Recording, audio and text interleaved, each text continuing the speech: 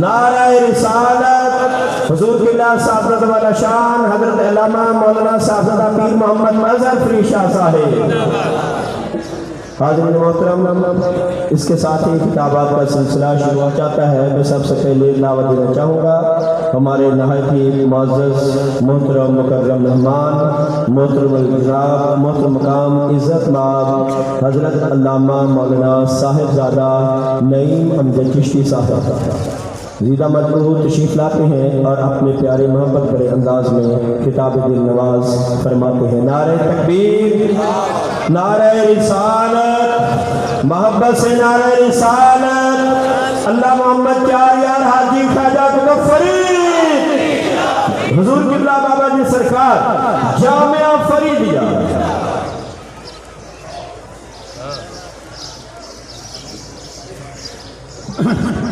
نحمده ونصلي ونسلم على رسوله الكريم أما بعد أعوذ بالله من الشيطان الرجيم بسم الله الرحمن الرحيم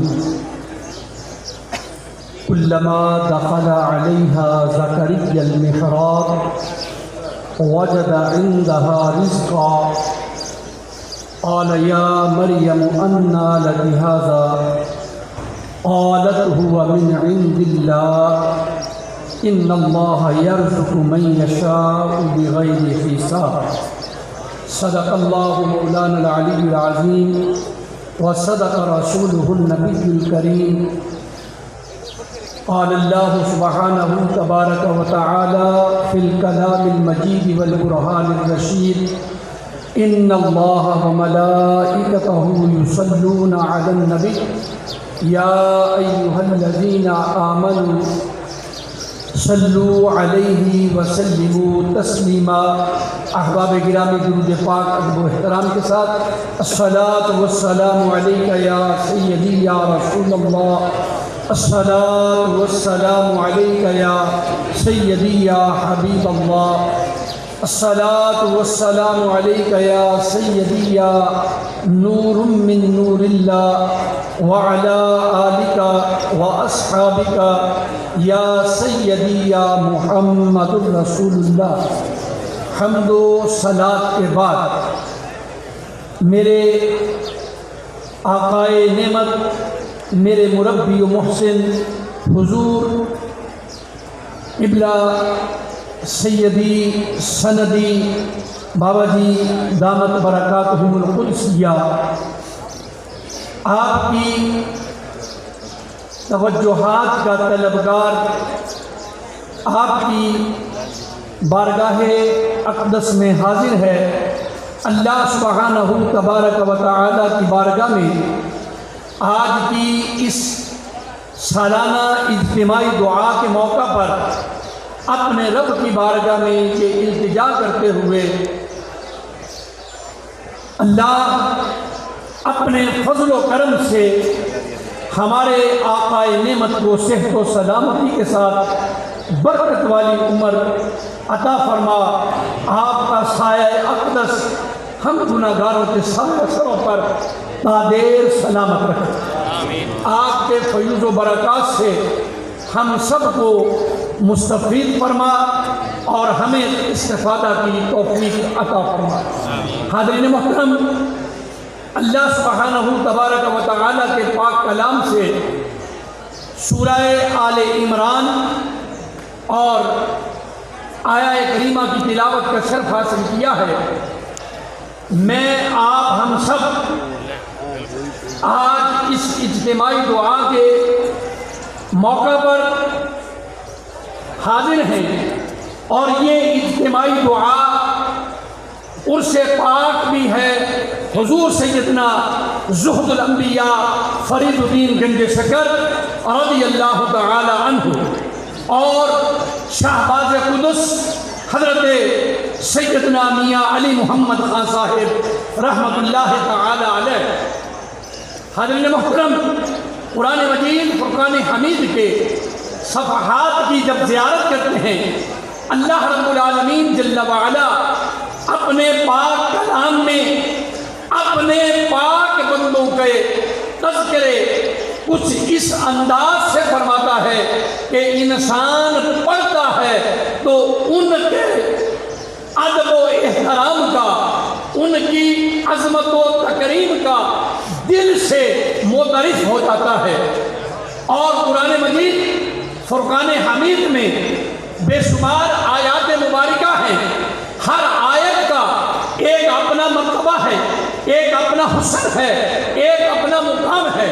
اب دیکھیے قرآن مجید فرقان حمید ہی میں سورہ تبت یدا، جسے سورہ ابی لہب کہا جاتا ہے، وہ بھی قرآن پاک میں موجود ہے، اور سورہ اخلاص یہ بھی قرآن پاک میں موجود ہے، اور موجودہ ترتیب کے لحاظ سے دونوں ایک دوسرے کے ساتھ جڑی ہوئی ہیں، متصل ہیں، بالکل ساتھ ساتھ ہیں۔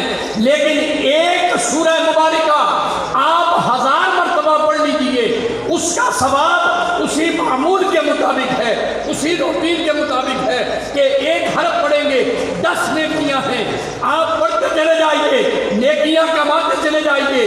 لیکن اسی کے ساتھ ملی ہوئی سورہ مبارکہ سورہ اخلاص ہے، جب اس کی تلاوت کرتے ہیں 3 مرتبہ تلاوت کرتے ہیں، اللہ رب العالمین پورے کلام پاک کی تلاوت کا ثواب عطا فرماتا ہے۔ معلوم ہوا ایک سورہ مبارکہ جو رب کائنات کی توحید کا پرچار کر رہی ہے، وہ پڑھتے ہیں ثواب اور ہے۔ ایک سورہ مبارکہ جس میں رسول کریم علیہ السلام کے ازلی بدبخت دشمن کا تذکرہ ہے، وہ پڑھتے ہیں، اس کی مذمت ہے، تو آپ کے ثواب میں وہی معمول کے مطابق ثواب عطا کیا جاتا ہے۔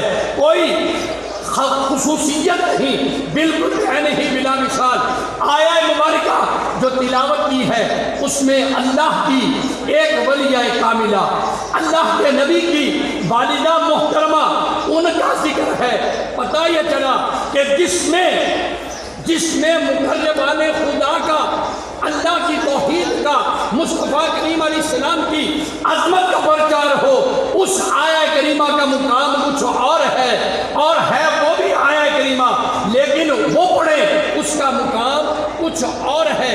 اب آئیے اجتماعی دعا میں آنے والوں، مجھ سے، آپ سے احباب باہر آ کر پوچھتے ہیں کیا کرنے گئے تھے؟ دعا کے لیے گئے تھے۔ بھائی دعا ایک ایسا عمل ہے، ایک ایسی عبادت ہے جہاں پہ بھی کرو اللہ رب العالمین سننے والا ہے، سنتا ہے۔ لیکن آئیے قرآن پاک ہماری رہنمائی کر رہا ہے۔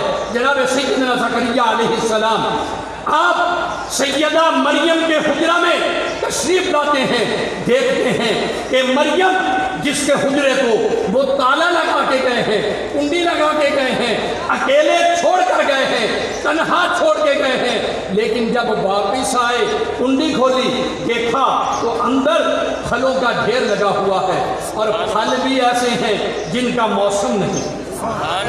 پوچھا انا لگی ہاگا، اے مریم باہر سے دروازہ بند تھا، یہ کہاں سے آیا؟ مریم ولیہ کاملہ ہے۔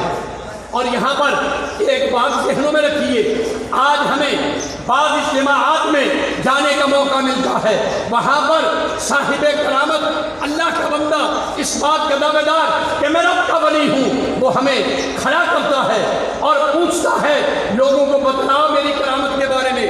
لیکن یہاں ولیہ کاملہ کی کرامت کو اللہ کے نبی نے اپنی آنکھوں سے دیکھا، اور جب پوچھا کہ مریم یہ کہاں سے آیا، اللہ کی ولیہ کاملہ عرض کرتی ہے ہوا من عند اللہ، یہ میرا کوئی کمال نہیں ہے، یہ میرا کوئی کمال نہیں ہے، اس میں میری کوئی مہارت نہیں ہے، اس میں میرا کوئی جناب وہ خصوصیت نہیں ہے، یہ تو میرے اللہ کی طرف سے ہے، یہ میرے اللہ ہے کرامت۔ اللہ نے ان کی عظمت کو، ان کی شان کو بڑھانے کے لیے ان پر اپنی قدرت کا اظہار ان کی کرامت کے ذریعے سے کیا۔ اور جب مریم سے پوچھتے ہیں تو مریم کیا کہتی ہے؟ ہوا من عند اللہ، یہ میرے اللہ کی طرف سے ہے۔ پتا کیا چلا کہ ولی کامل کے ہاتھ پر جب کرامات کا صدور ہوتا ہے تو پھر وہ اپنا ٹیکا بنانے کی کوشش نہیں کرتا، بلکہ بندوں کو رب کا دروازہ دکھلاتا ہے۔ سبحان اللہ۔ صبح و شام ہم اپنی نگاہوں کے سامنے حضور سید قبلہ بابا جی دعوت برکاتہ القدسیہ کے ہاتھ پر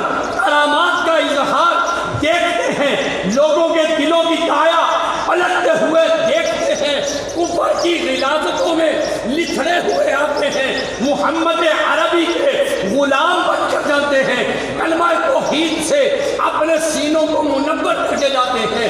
کبھی ہم نے نہیں دیکھا کہ کہا ہو کہ منظور احمد کا یہ کمال ہے، جب بھی چکایا ہے، جب بھی رہنمائی کی ہے، یا در مصطفیٰ کی طرف رہنمائی کی ہے، یا رب کائنات کی طرف سے آشنا کیا ہے۔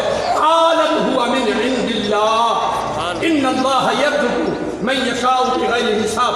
حاضرین اکرام، میں آپ کی خدمت میں درخواست کر رہا ہوں، اس آیہ کریمہ کو اپنے گھروں میں جا کر ترجمے کے ساتھ پڑھیے گا، لطف آئے گا۔ یہاں پر اتنا زیادہ وقت نہیں، میں بات کو پھیلا نہیں سکتا۔ اللہ کے نبی نے جناب سیدنا زکریا علیہ السلام نے جب یہ بات دیکھی کہ مریم کے پاس بے موسمے پھل پڑے ہوئے ہیں، کوئی لا کے دینے والا نہیں، اے اللہ، فوراً ذہن نبوت میں یہ بات آئی، اے اللہ، اگر مریم کو بند کمرے میں بے موسم کے پھل عطا کر سکتا ہے، میں تیرا نبی ہوں، اولاد نہیں ہے میرے پاس لوگ سوال کریں گے، میں بات کو پھیلا نہیں رہا، بڑی اختصار کے ساتھ، بڑی تیزی کے ساتھ، صرف ترجمہ عرض کرتے ہوئے بات کو اختتام کی طرف لے کے جا رہا ہوں۔ آج ہم سے سوال ہوتا ہے کہ بابا فرید کے پاس کیا لینے کے لیے جاتے ہو؟ ہم سے سوال ہوتا ہے منظور احمد کی بارگاہ میں آئے ہو، کیا لینے کے لیے آئے ہو؟ کیا رب وہاں پہ نہیں سنتا؟ قرآن پاک کی آیت کریمہ کو پڑھنا اور ان سے سوال کرنا کہ اللہ کا پیغمبر، اللہ کا ولی، اللہ کا نبی، وقت کا پیغمبر وہ وہاں پہ کھڑے ہیں۔ جب یہ دیکھا تو فوراً اپنی جگہ کو نہیں بدلا، اپنی عبادت گاہ کی طرف نہیں گئے، وہیں پر جہاں اللہ کی بلیہ کاملہ بیٹھی ہوئی تھی، وہیں پر اللہ کی بارگاہ میں دعا کے لیے اپنے دامن کو پھیلا دیا۔ ہنالک دعا زکریا ربہ۔ اب رب ذوالجلال نے جبریل امین کو نہیں بھیجا کہ جبریل جاؤ ذرا میرے زکریا کو پیغام دے کے آؤ کہ یہاں پہ نہیں مانگنا، عبادت خواہ میں جا کے مانگو، اپنے کلیسا میں جا کے مانگو، تم اللہ کے پیغمبر ہو، اس ولیہ کاملہ کی بارگاہ میں کھڑے ہو کے دعا کیوں کر رہے ہو؟ اللہ سے مانگو، اللہ کے گھر میں جا کے مانگو، مسجد میں مانگو نہیں۔ ہنالک دعا زکریا ربہ۔ اے اللہ، میں تیرا پیغمبر تیری بارگاہ میں التجا کرتا ہوں، ربی حبلی من لدنک ذریۃ طیبہ، اے اللہ مجھے پاک اولاد عطا فرما دے، پاک اولاد عطا فرما دے۔ بس جناب زکریا علیہ السلام کی بارگاہ سے یہ الفاظ نکلنے کی دیر تھی۔ میں عربی گرامر کی جناب یہاں وہ کچھوں کو نہیں، میں آپ کو نہ الجھانا چاہتا ہوں نہ میں سلجھا سکتا ہوں۔ بس ولیہ کاملہ کی بارگاہ میں کھڑے ہو کر، جناب سیدہ مریم کے حجرے میں کھڑے ہو کر اللہ کے پیغمبر نے دعا کے لیے ہاتھ اٹھائے، فوراً فنادتہ الملائکہ، فوراً فرشتے کی ندا سنائی تھی۔ کیا صدا تھی؟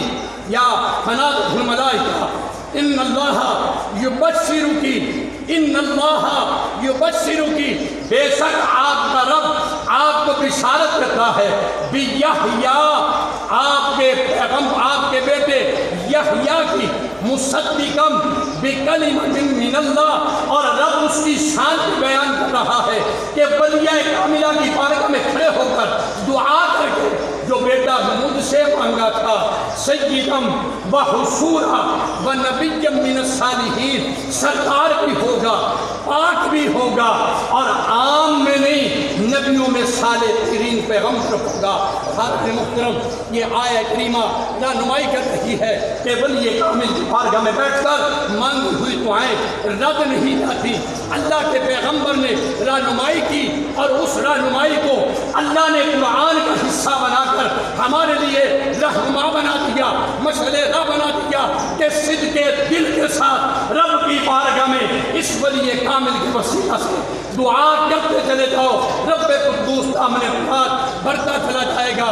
اللہ تیری بارگاہ میں دعا ہے میرے شیخ کریم کا یہ آستان ہمیشہ سلامت رہے۔ اے اللہ، ہمیں یہاں پر حاضر ہو کر اپنے گھر سے بھیک مانگنے کی توفیق عطا فرماتا ہے۔ اے اللہ، یہ آستانہ سلامت رہے، یا اللہ یہ آستانہ سلامت رہے۔ یا اللہ یہ ہماری پناہ گاہ ہے، سلامت رہے۔ اللہ رب العالمین ہم سب کی حاضری قبول فرمائے۔ وما علینا الا البلاغ المبین۔